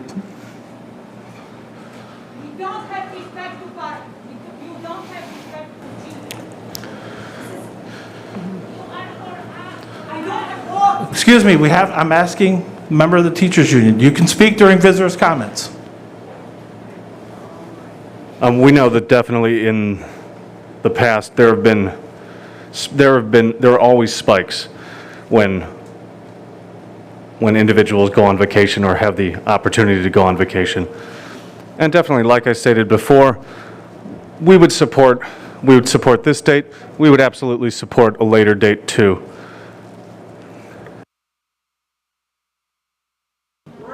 Are there other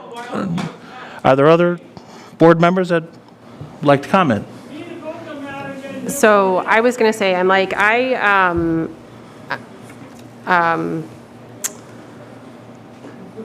I firmly believe in medical professionals telling us and providing information and the studies and the data that they've collected over these numerous months. And I mean, I personally side with the CDC in terms of mitigation efforts. And when we lift this mitigation effort, I feel like almost everything else goes away. Like, I know we say that we social distance, but I mean, we've all been in the schools and, you know, we do our best, but our schools are, you know, we have smaller classrooms, you know, we have a good number of students. And I feel like once we get rid of one mitigation level, and I'm totally with the discontinuing the quarantine requirements for close contacts. I semi-agree with eliminate testing for unvaccinated staff, depending on, I mean, my personal thing would be if they're choosing to wear a mask while teaching other students, since we're obviously not allowed for HIPAA reasons to know if they're vaccinated or not. But I mean, when I walked into this, my personal opinion was to stick with the CDC until like they literally lifted obligations for areas like schools and medical facilities and different locations. I mean, that was my take on it. So that is my personal opinion. Anybody else? I originally thought I was going to support pushing the date to spring break, but I'm more in line with what Dr. Wagner and her staff came up with, February 28th. But I do it. All right, before you applaud, I just want to say a few things about respect and kindness, because that's what we talked about earlier, and respect and kindness means it's directed at us too. We don't get paid to do this job, and we're not here to berate you, just like we don't expect you guys to berate us, but there's a couple things you need to consider. And that is, number one, in today's meeting, we had 6 staff members go on FMLA or take a leave of absence. We, like many other professions, have a lot of open positions in our district. Lyndall just talked about it. And that's my greatest concern, is that if we have teachers and staff members that are not comfortable with coming back to work, we might have to go to remote. That's not something I like, and I'm sure you don't like it either. But it is possible. So keep that in mind too. And most importantly, which none of you guys, don't raise your hand because we're not going to listen to you until you do visitor comments.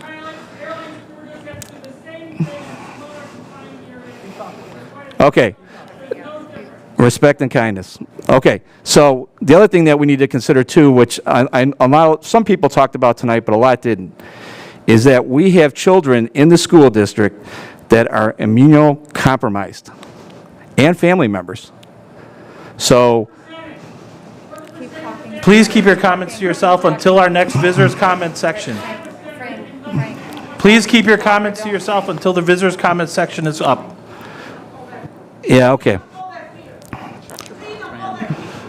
Okay, so plain and simple, I think that making mask optionals, I'm not totally thinking it's the greatest idea, but right now, everybody else is going with it, and it seems like it's working so far, but I do worry that if things go bad, you guys need to understand we have to make decisions that are best for the entire district. Our number one goal in the district is the safety of all the students and all the staff, whether they are vaccinated or not vaccinated, whether they're healthy or they're not healthy. All the students, not just yours, everyone. And that's what we're looking at. So I'm not here to be on my high horse, but this is not an easy decision for any of us. We're doing the best what we can in a very difficult situation. If you think it's easy, Frank, please address the board. Please come up and run for it. Thank you. Thank you, Frank. Anybody else? First of all, I want to thank everybody in the administration, the teachers, the students, the parents. This has been a rough 2 years, uncharted territories, all kinds of different mitigation methods, doing everything we thought in the moment was the best thing to do to keep our students and our faculty safe. You know, it's been tough on everybody in one way or another. Yeah, I fully support the, you know, discontinuing of some of these quarantine requirements for some of the close contacts.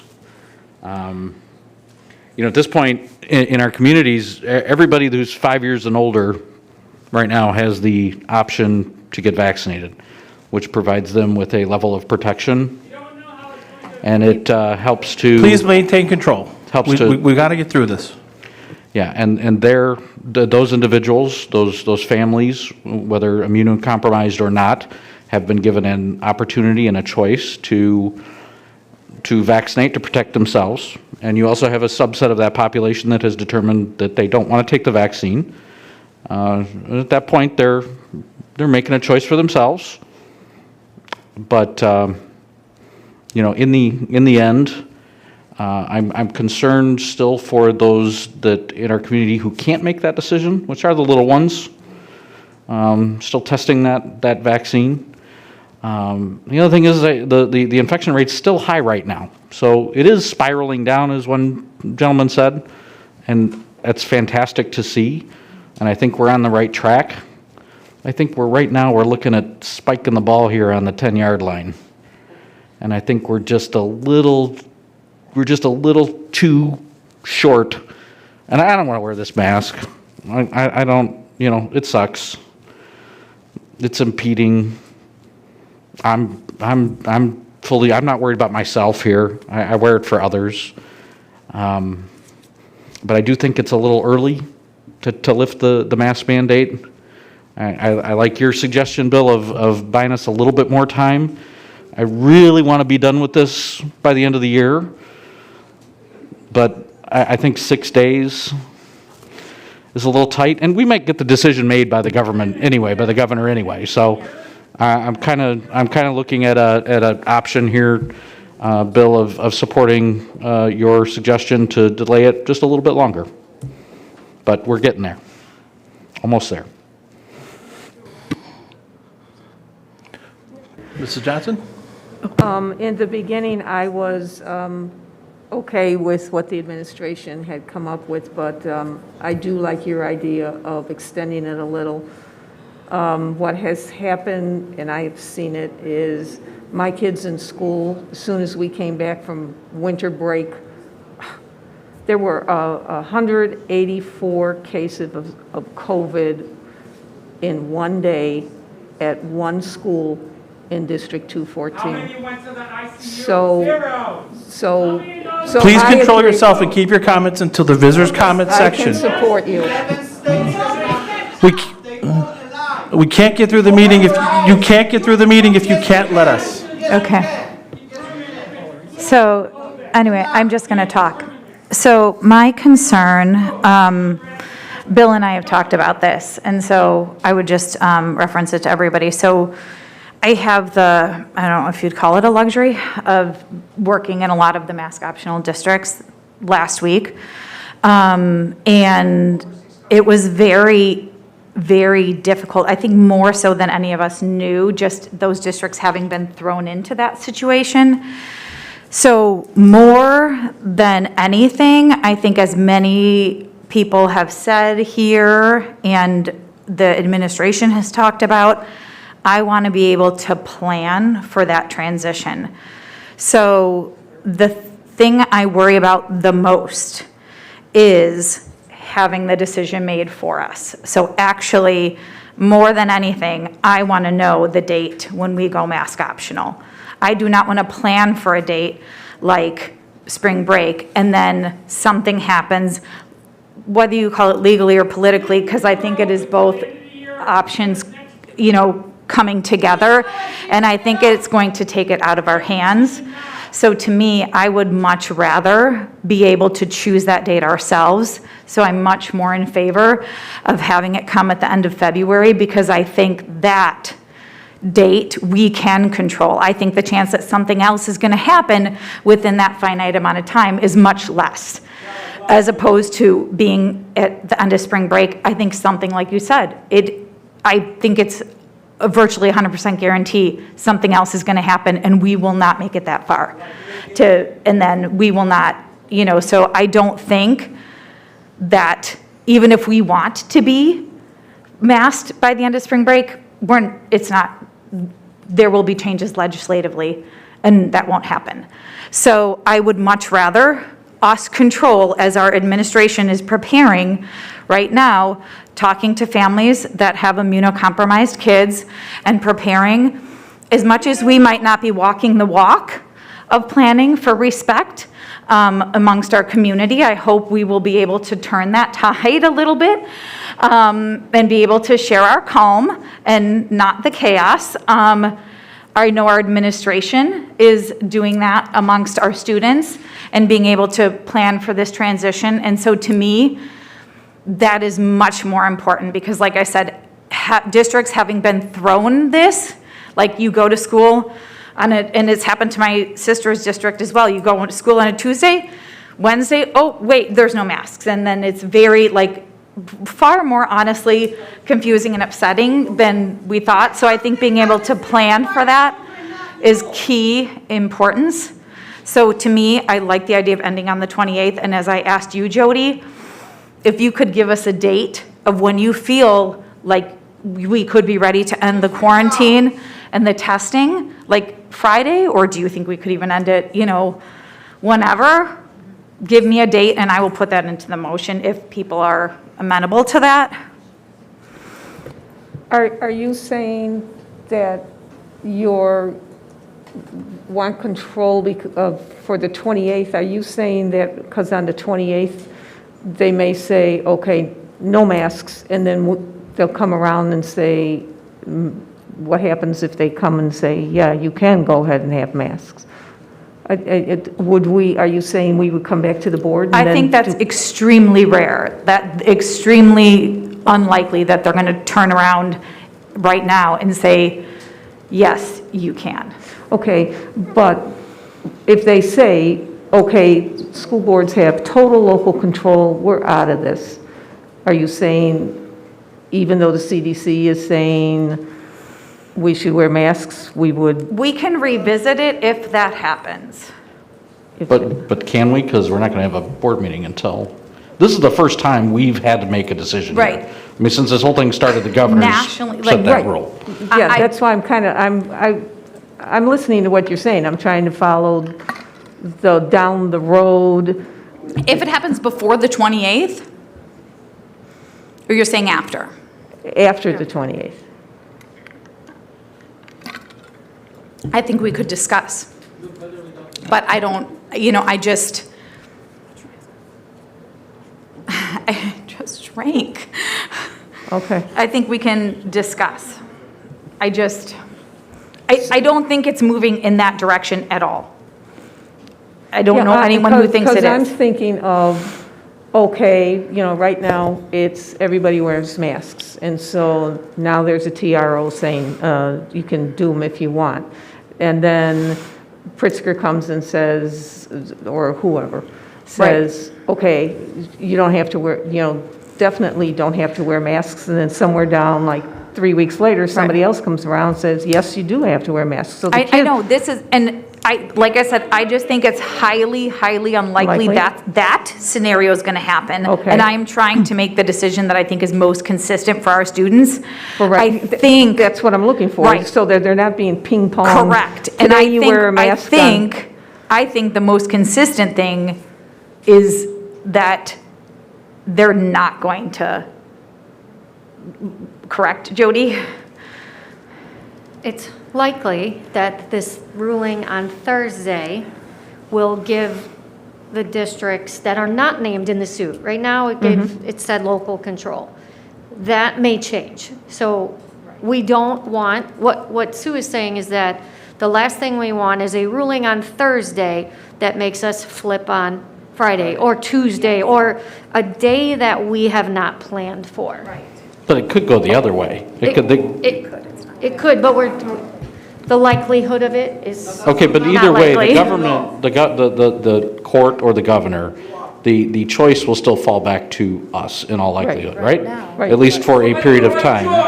but they're not going to have, There is also the legal ruling, so it's hard to know if you will have the local authority, but you also have the legal ruling to can you balance. please just keep it down? We're having a conversation here, trying to sort this out. We absolutely have heard you, and you're actually entitled to view our meeting, and you are absolutely entitled to do that, but we have to have our meeting. If you want a decision, you gotta let us have our meeting. We heard you, we read every single comment you emailed, we read every single comment that you said, and this. So we have absolutely heard you. We have to be able to talk to each other.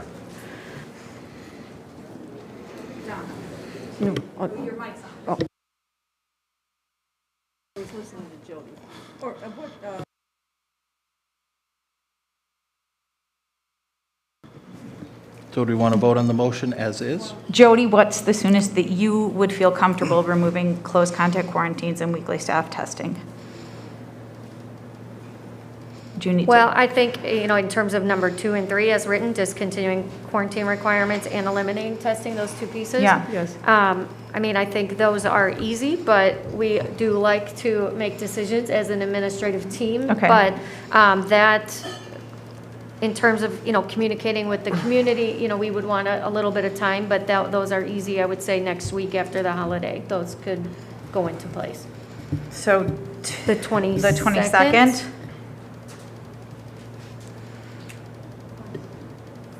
Okay. Oh, just for the discontinuing of quarantining for close, So and the I eliminating would- testing for,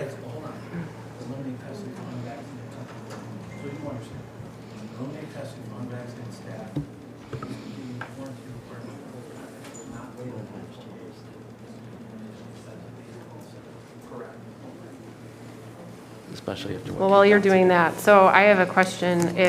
If this was to go to April 4th, what would, any leeway and mandate. and the ruling comes out on Thursday, and it does change, we're still going to be planning, we're not going to be scrambling after this anyhow, correct? We're going to have a plan in place for dealing with our or for working with our students and our students' families. So if the counterproposal for April 4th was to be proposed and put in place, it's not like all of a sudden, if the date still came out as the 28th, that we would be ill-prepared. We would be prepared regardless of what date this happens. Correct. Kind of. It's only if that got moved up without prior notice. If But we're that's planning out of for our the control fourth, If we put a but plan then- in place, regardless of what date it is, that supersedes whatever control. Correct, because I'm saying if it comes out in 2 days, that it's, whatever happens, then, we still have to be prepared. That's what I'm saying. So regardless of what date we select and feel comfortable with, we still will have a plan in place from our administration to take care of all of our students. Okay. Yes. On paper, we'll have the plan, but we won't start working with kids until closer to the mask removal date. So if we are caught and have to flip quickly, we've lost some of that time. It's the actual execution of the plan. So if we pick April 4th and then something happens March No, 7th. no, I Yeah. understand. I get that. What I'm saying, though, is wouldn't we already be working on the social emotional piece and wouldn't actually having a little more time to do that be a better effort in order to get everyone established for where we're going? I guess, with you're talking about little kids, you're not talking about, we're going to make choices about wearing masks a month. I said, if you're working with, little kids, you're not going to be well, we all have a choice to wear a mask, not wear a mask, whatever, a month ahead of time. And, you might wear a mask to school, you might not, for a month. It's kind of a long time to, whatever. You know what I'm saying? It's a little bit of a lead up to that, but it's you know what I'm saying? So, and some of the other pieces, with medically fragile kids, sure, that, might benefit from more time, but other stuff, I don't know that you're doing that for a month and a half. Right. And I do think that's a big concern in terms of multi-generational families that we have a lot of. People that are caring. Nancy has said they've started contacting some of those families. So But I'm back to the vaccines. People have the choice now I mean, 5 and up to get, so if somebody's older and immunocompromised, they can get the vaccine, Well, but it's they shown might- effective. But it may Oh, not. I'm not be even, that. well, that, and I'm not going to debate vaccines, because, no, All I I'm know, saying, I I'm know. looking at mitigation factors, that's all I'm saying. Totally agree. I just think, like I said at the beginning, I don't want to talk, you know what, I don't want to talk in circles. I said my bit, so I think we should move forward with, Yes, Donna? You were saying? I'm trying to figure out if the administration is agreeable to an April 4th date. And that will depend on how I vote on the motion. I think we think it's a little bit too far out, only in terms of the practical piece and some of the unknowns that are coming. I mean, if it means that it may change, depending on a Thursday ruling, I think we just think that April 4th is a little bit too far out, practically speaking, with what may happen in the surrounding areas. Can we make the motion that, depending, to become mask optional as of February 28th, but depending on the outcome of the ruling, we can push it to April the 4th? I mean, put it right out there, no? We don't have a board meeting before. No. I mean, tonight, the motion. That part of the motion would be that we become mask optional by February 28th, depending on the vote of the, depending on. Please maintain control.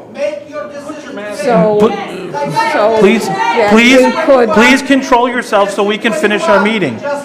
We have plenty of business we have to attend to. Please maintain control. So I'm just curious if we could add that in there, that depending on what the ruling is, if the ruling comes out in such a way that we've got till April the 4th, no? Honestly, I think it would be too convoluted. I really feel like it's either one or the other. That's personal opinion. No, that's why I'm asking. Yeah. I'm asking for opinions. It's conversation. Okay, and the administration would prefer the 28th and taking out the quarantine, or would we put in the motion the quarantine and the? No, the quarantine would discontinue for close contacts on the 22nd, and the elimination of testing for unvaccinated staff would also go into effect on the 22nd. And that would be part of the motion? That would be part of the motion. Okay. Correct? That's what you were Yes, that's what I requesting? would like. Thank you. Okay, then I will entertain a motion and a second for the resolution to state the following. Beginning Monday, February 28th, we will become a mask optional district. Discontinue quarantine requirements for close contacts on February 22nd and eliminate testing for unvaccinated staff on February 22nd. So moved. Moved by Johnson. Sorry, second. Oh. Second by Fiorito. So I'm sorry, who was it moved by? Johnson and me. Okay.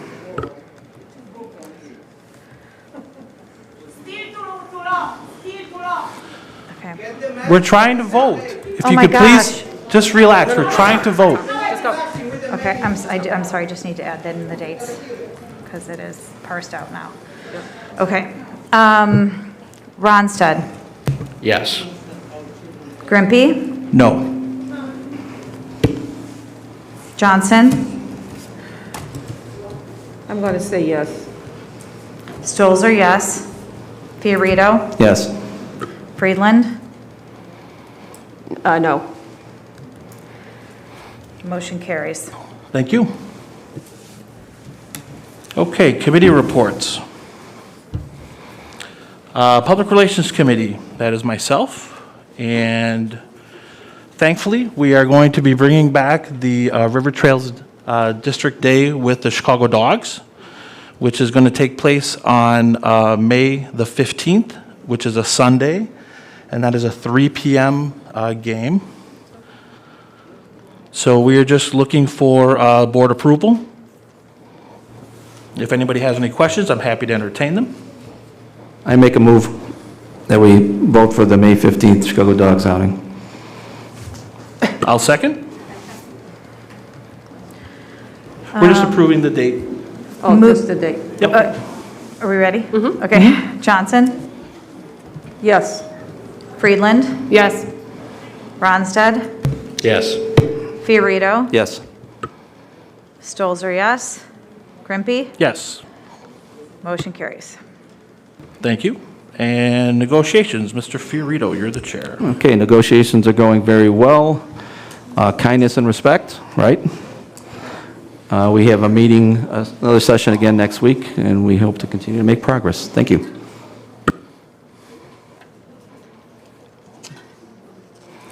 Okay, future topics. Does anybody have any future topics pending for consideration? You know, it was at the February 7th meeting when we were when we were interviewing all those different agencies, like they had mentioned about helping us with developing a new superintendent tool.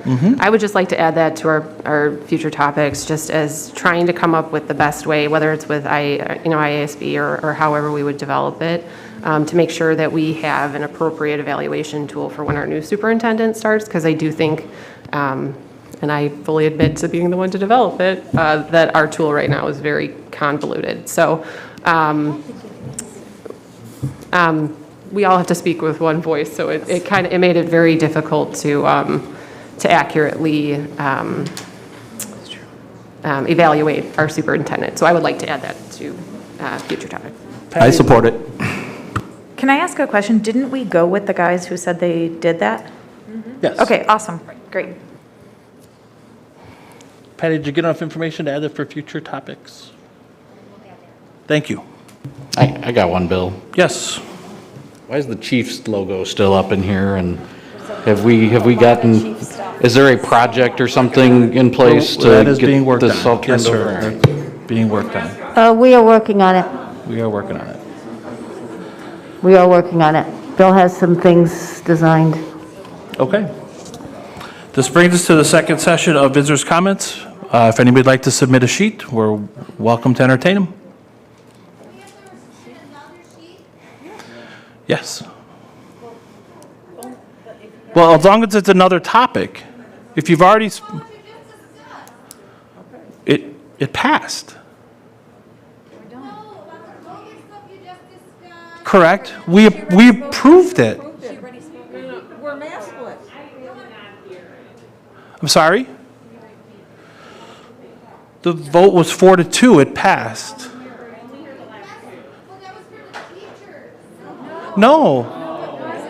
The motion was, if you don't mind me repeating it, was beginning Monday, February 28th, we will become a mask optional environment, discontinue quarantine requirements for close contacts on the 22nd, and eliminate testing for unvaccinated staff on the 22nd. If you'd like to make a comment, submit a card, and I mean, it passed. Yes, they're the same place they were when you came, please.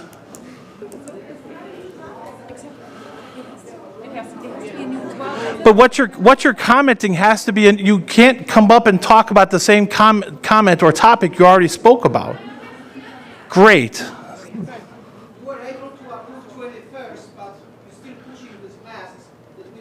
Till February 28th.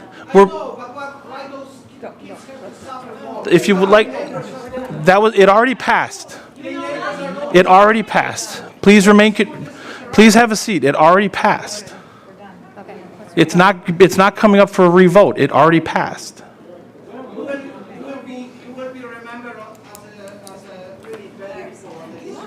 It passed.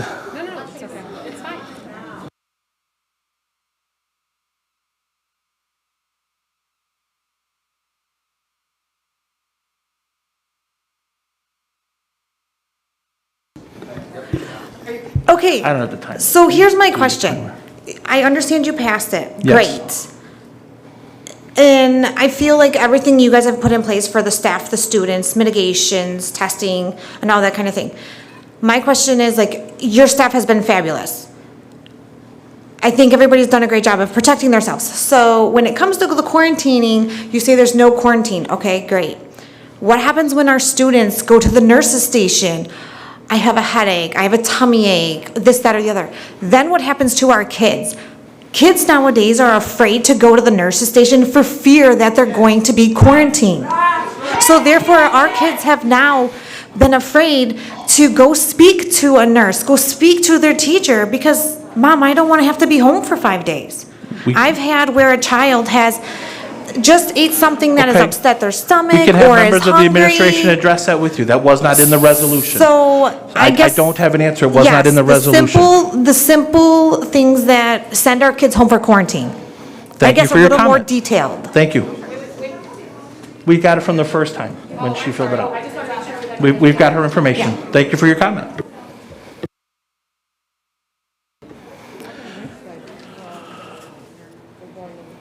Okay. All right. So the next item on the agenda is going into closed session, which is done privately. So after a short break, we're going to go into closed session for the matters of personnel, negotiations, and leases. The board may take action upon exit of the closed session. And the boardroom must be cleared for a closed session. Well, we're going into the other one. Okay, let's clear the room for closed session.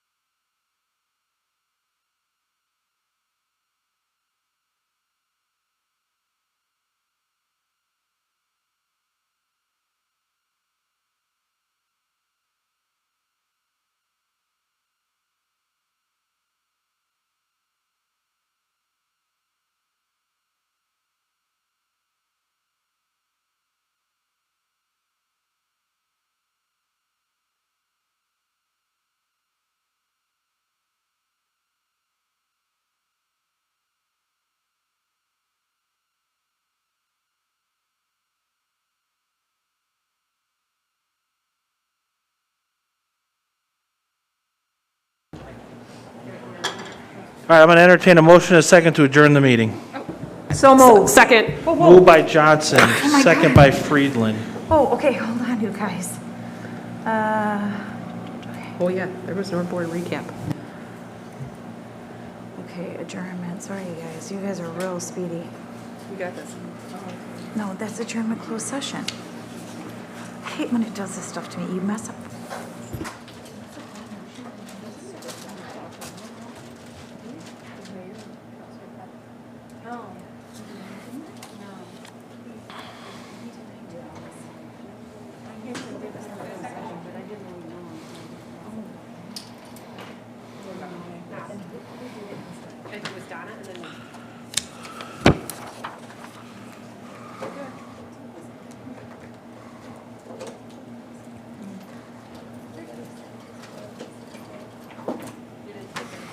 A roll call. In here? You I just- did in there, I just didn't save it right. No, I know, but this was for adjournment just now. No, I haven't done this yet. Oh, I was asking you inside who moved in second. Oh, It wasn't you guys? no, but that's okay, just do this right now. Okay. Go back to your, yeah, go back.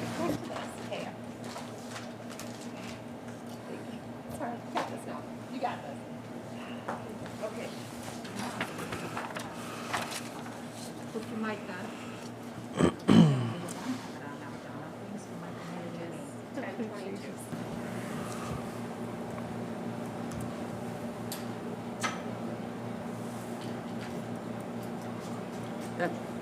That's fine, the other way around, yeah. There you go, all right. Ronstadt. Yes. Stolzer, yes. Grimpy. Yes. Friedland. Yes. Fiorito. Yes. Johnson. Motion carries. We are adjourned at 10:22.